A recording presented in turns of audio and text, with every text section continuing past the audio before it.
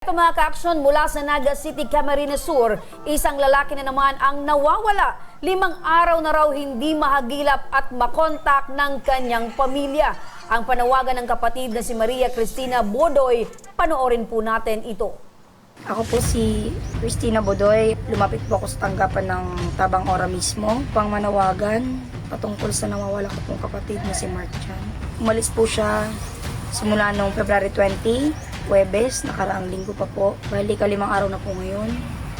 Ang suot niya po ay itim na jersey na may numerong 08 at brown na short. Isuot din po siyang sombrerong itim. Katamtaman lang po yung katawan niya.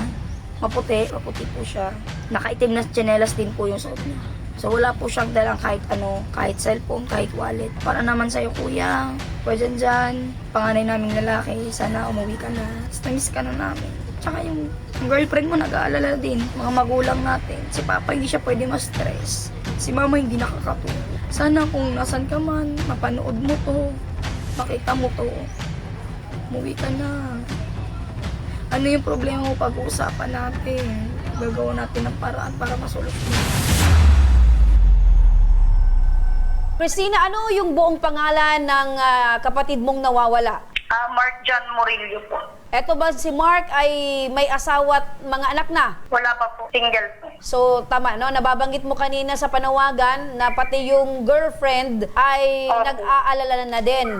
Yes po. Meron ka ding nabanggit na kung merong problema, pag-usapan ninyo. Sa tingin nyo ba, isa sa mga rason kung bakit umalis or hindi nyo mahanap ngayon itong si Mark ay meron itong dinadalang problema? Sa akin pong pagkakaalam ay mayroon po siyang kinikim-kim sa kanyang sarili, problemang pinansyal.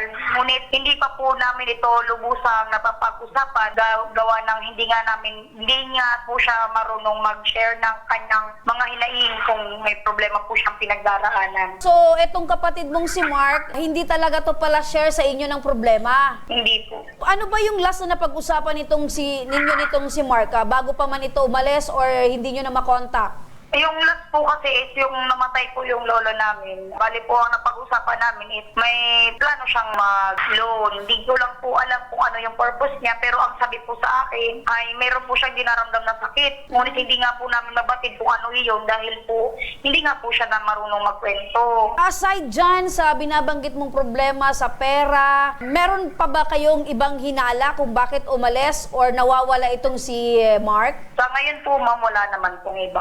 Maliban na lang po kung may nakwentuhan po siyang iba. Kaso po lahat po ng kanyang kaibigan ay amin na pong nakausap. Opo. Ma'am Maria, sa pagkakalam niyo po, sino po yung huli niyang nakasama nung bago ito mawala? Ay, yung kanya pong kasama sa apartment, kanya pong girlfriend. So, nagpaalam ba ito sa kanyang girlfriend na kung saan siya pupunta? Bali po, nung umalis po siya, hindi po siya nagpaalam. Tulog po ang kanyang girlfriend nang siya po ay umalis ng apartment. Okay, so ibig sabihin, base rin sa kanyang partner, meron bang napansin ito na merong kakaiba sa galaw bago ito mawala or umalis? Nung araw po ngayon, nung February 20, wala naman daw po siya napansin kakaiba kasi masaya pa naman daw po sila nung sila ay nakumain ng agahan. Dagdagan ko lang partner, no? Kasi binabanggit ni Christina na umalis itong si Mark habang natutulog yung kanyang partner. So meaning to say, posible na talagang plinano nitong kapatid mo na si Mark itong kanyang pag-alis. Posible po nga ganun po, ma'am, kasi nga po, wala po siyang planong sabihin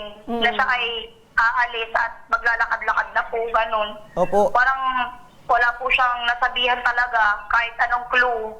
Wala po kaming alam kung ano talaga yung pinagmulan na kanyang mga dinaramdam na problema. Wala din kayo bang clue kung saan posibleng pumunta itong si Mark? Meron ba siyang mga kaibigan sa malalayong lugar? Meron ba kayong kapamilya na posibleng doon siya tumuloy? Meron po kami mga kapamilya sa malayong lugar, pero po yung po ay nakontak na po namin, wala din po siya doon.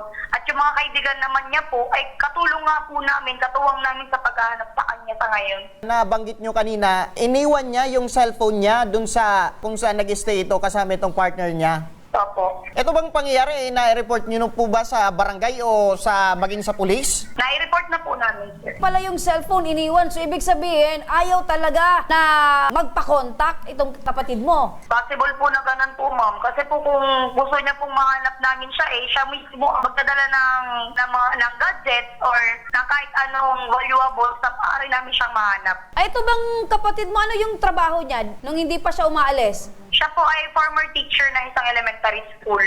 Former. And ngayon po, yung current na trabaho niya po sa isang magandang eskwelahan dito sa universidad dito sa Naga. Bali sa HR po siya. So, maayos naman yung trabaho ng kapatid mo. Kabilang linya na ng telepono itong si Kapitan Felix Matias Largo ng Barangay Santa Cruz, Naga City. Kap, matanong lang namin kasi 5 araw na pong nawawala itong si Mark. Kumusta po ba yung pag-iimbestiga ng inyong pong barangay? So, ang kami, at yung ito, nagpa-blatter, blatter natin, position. Ano po, so, sabi mo, wala kang maganda kung i-update namin kayo sa police para magkaroon ng investigation. Medyo malabo lang, pero naiintindihan ko yung sinasabi ni Kap, in-advise niya yung pamilya na ma-blatter sa police. Pero gusto lang namin ma-confirm po, Kap, eto po ba, Kap, na si Mark ay kilala po dyan sa inyong lugar? Ay, hindi po bago yan. As of today po ba, Kap, meron na po bang lumalapit sa atin para makapagbigay ng impormasyon patungkol po dito kay Mark? Wala pa po ang ganun. So, ibig sabihin, malabo pa. Malabo pa. O, ano po ang pwedeng asahan po ng pamilya po ni Mark sa patuloy po na aksyon ng barangay?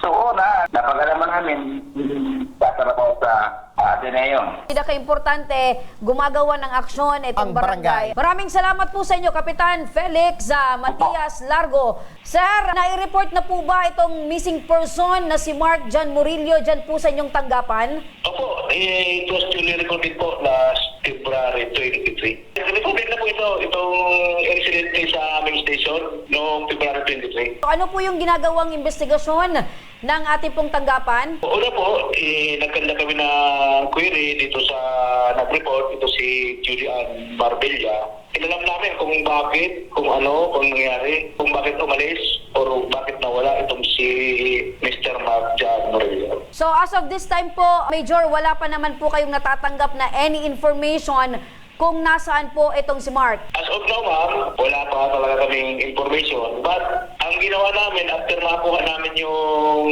pangyayari, kung nakambis sila kami, nag-conduct na po kami ng backtracking sa lahat ng possible na pwedeng dinaanan itong si Mark. Kasi ang report sa amin na ni Madam Julian, iniwan lahat yung personal na gamit niya bago siya umalis. Lahat po iniwan nitong si Mark. Ang dala lang niya is isang bag na sabi nga, wala naman laman na gamit. Kasi yung mga damit daw niya is intact naman doon sa bahay na pinanggalingan niya.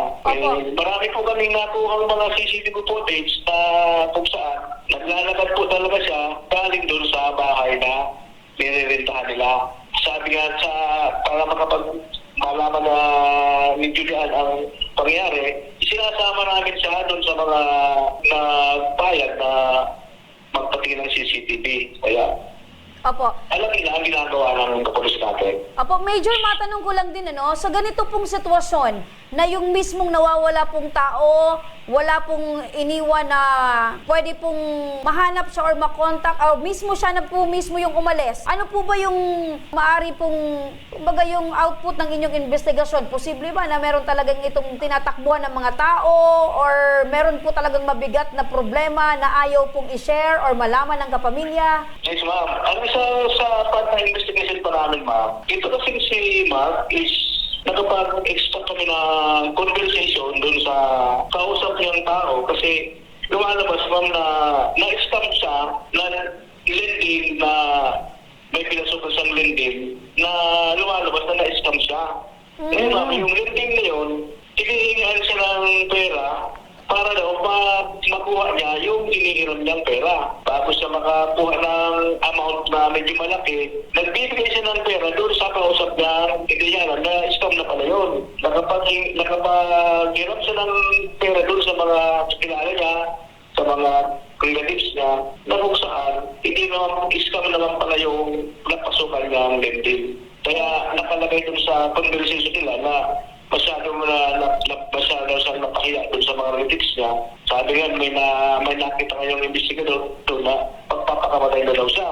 Kaya sabi ko nga, kukunin na namin yung cellphone ng ni Mark para ma-enhance namin yung pag-i-investigate namin. Opo. Pero lang ginagawa namin yung sitwasyon. So parang ang lumalabas po nito, Major, ay hindi kinaya nitong si Mark yung problema at ayaw niyang mapahiya siya, kaya siya na mismo yung lumayo sa mga nakakakilala sa kanya. Yan po ang initial namin tinitingnan ang anggulo kasi ma'am, nung last kaming mag-review, nung isang araw, kasi may nakakuha kami ng footage doon sa Sabang area, naglalakad siya ma'am na umiiyak. Ayun. Galing sa lang Santa Cruz, dumaan sa Nagigualdan, malinaw yung CCTV from LCC Sabang, tumatawid sa ng terminal papuntang Sabang Mabulo Bridge. Kung mapapansin mo si ma'am, naglalakad siya ng wala sa sarili, umiiyak. Opo. So parang mabigat sa kalooban ni Mark na umalis siya sa kanyang pamilya at iwan niya yung kanyang pamilya at ito kanyang trabaho. Pero parang wala siyang mahanap na kasagutan sa kanyang problema, kaya umalis na lang siya. Yan po ang itiniting namin anggulo. Parang nakulang isip niya, napariwara yung isip niya doon sa pangyayari sa kanya. Kaya sabi ko nga, hindi ba tayo nakukumpleto ng buong istorya na sana malapit natin ito si Mark para makuha natin ang buong kwento niya kung bakit nang ganoon kasi matutulungan naman sana natin yan. Opo. Kaya lang, iniisip namin, sa ngayon, ang ginagawa namin ma'am, coordinated kami sa pamilya and willing naman silang sumama sa amin sa mga pag-review ng mga CCTV footage. Focus kami ma'am dun sa dinadaanan niya ngayon. Nakatawid na siya ng tulay kasi unang CCTV dito sa tulay kung ano nangyari sa kanya. Papunta na ang focus namin sa dahil sa area. Kasi yung papunta ng Mabulo, labas na yan ma'am ng Milaor, nag-review mo yung CCTV sa gasolinahan, wala sa nakitang footage doon. Kaya mamayang hapon ma'am, kasi nandun na yung manager ng isang buliga, mag-review naman kami kung talagang dumaan sa doon sa area doon. Putol yung CCTV footage ninyo, kumbaga yung pag-trace po ninyo ng mga dinadaanan or dinaanan nitong si Mark, naputol po doon sa tulay. Sana sana mali yung kaisipan natin na baka doon na ginawa ni Mark yung kanyang dinaramdam. Siyempre, pag depress yung tao, talagang hindi na maiisip kung ano yung tama at mali. Opo, yun nga ma'am, ang pinagdarasal namin na sana wala naman nangyari sa kanya nung dumaan sa ng tulay kasi malawak yung ilog na yun ma'am. Sana mas maganda ma'am, pagpanalangin natin na makapsul silang CCTV na nakatawid silang tulay. Sana makuha namin mamaya na tumalakad pa rin siya kung in case papunta siya ng Gaelsa o papunta siya ng Milaor. Para mawala yung isip natin na ma'am na tumalon sa doon sa dinaanan malaking tulay na yun kasi malawak ang ilog doon ma'am, malalim pati. Pag nakakuha kayo ng CCTV lagpas doon sa tulay, ibig sabihin tuloy-tuloy pa yung buhay nitong si Mark. Yes, yun po. Sana, sabi nga sa pamilya nila, manalangin tayo na hindi nakaisip ng masama si Mark nung dumaan sa ng tulay. Iniibisigan kami pag ilang araw nang nasa tubig na itaw na yan. Major, kung meron ka rin pong mensahe po sa mga taong posibleng nakakita po at makapagbigay ng lead at makatulong sa investigasyon, ano po yung gusto nyong sabihin sa mga taong pwedeng makapagbigay alam sa kung nasaan si Mark? Sa lahat pong nakikinig, posted po yun sa Facebook namin na itong missing person. Baka may nakakilala sa kanya, huwag po magdalawang isip na mag-report sa amin. Kahit saan po siya nakita o saan man siya nakilala, pinipaalam namin at pupuntahan namin yan anytime na makapagbigay sa amin ng impormasyon kung nasaan po siya para mawala na rin sa isip ng pamilya kung anong nangyari sa kanya. Makagawa ko tayo ng investigation pag nakausap siya. Dahil po dyan, maraming salamat po sa inyo, Police Major Ray Alvarez, ang Station Commander ng Naga City Police Station 1. Maraming salamat po, sir. Maraming salamat, sir. Salamat din po. Sa mga nakakaalam, yung panawagan po namin at itong si Police Major at yung pamilya, maaari po kayong makipagbigay alam sa aming pong tanggapan at sa aming official Facebook page para naman malaman po natin at makatulong tayo sa pamilya partner Tama kung pa. nasaan at ano ang kalagayan nitong si Mark John Murillo. Tapos Christina, lumapit po ako dito sa tanggapan ng programa ng Tabang Ora mismo. At ako po ay lumalapit din sa inyong mga puso. Sana po kami ay inyong matulungan, kung inyong po masisilayan ng aking kuya. Kasalubong, makakasabay sa paglakad. Sana po ay pag-ibigay alam niyo po sa akin o kaya sa programang ito para po siya ay amin na pong makita, makasama, amin na pong maresolba ano man po ang kanyang problema. Kaya dyan, sana umuwi ka na kuya. Nag-aalala lang sila mama at papa. Nahanap ka na nila. Si papa lalo na may sakit pa naman siya. Sana umuwi ka na. Saan ka man ngayon? Sana bumalik ka na sa amin. Tapos makita ka namin. Kahit nahihirapan ako maghanap sa'yo. Sige lang, patuloy lang. Kasi mahirap kasi yung pinagdadaanan ko din eh. Hindi lang ako nagtatrabaho. Nanay din ako, tsaka yung pag-aaral ko, sabay-sabay din. Free time ko po sana. Yun lang po yung paghahanap ko sa'yo. Sana umuwi ka na kuya. Mark, kung ikaw ay nakikinig at kung ikaw ay sa tingin mo wala naman talagang dapat na lumayo sa pamilya or magtago pa, better na umuwi ka na dahil nag-aalala ang iyong buong pamilya at sabi nga ng iyong kapatid, meron din siyang mga pinagdadaan ng sariling problema at meron siyang mga anak na dapat asikasuhin pero dahil sa pagmamahal niya sa iyo, Mark John Murillo, binibigyan ka ng oras at panahon ng iyong kapatid. At mga ka-aksyon, naka-flash ngayon sa inyong mga screen ang larawan ni Mark John Murillo. Kung sa inyo siyang namumukaan o nakita sa inyong lugar, ipagbigay alam sa amin agad. Maaari kayong mag-iwan ng mensahe sa aming official Facebook page, Tabang Ora mismo. Maaari rin po kayong magbigay ng report sa malapit na police station. Tulungan po natin sila Christina na mahagilap itong kapatid niyang si Mark John Murillo. Maraming salamat sa inyong tiwala, Christina. Huwag kang mag-alala at tuloy-tuloy po kaming aantabay at susubaybay hanggang sa mahanap na ito pong kapatid po ninyong si Mark John Murillo.